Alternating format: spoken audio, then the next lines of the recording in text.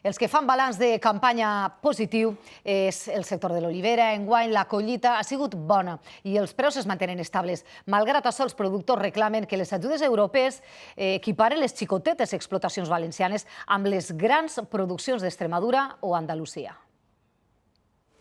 La campanya de l'oli arriba a la fi i enguany la collita no ha sigut roïna. Jo calculo que pot ser al final de campanya sobre una producció de sobre 24.000 tones o per ahí. Una producció òptima que ha deixat certa estabilitat als preus després de 2 anys de caigudes de fins al 20%. Segueixen sent preu baixos pel tipus d'olivar que tenim a la comunitat, que és un olivar de terres més marginals, d'interior, olivar tradicional, no? Els preus marquen el pols al sector olivarer. Baixar de 3 euros el quilo d'oli és inassumible per als productors que sobreviuen la majoria gràcies a les ajudes de la PAC. Estan molt mal distribuïdes.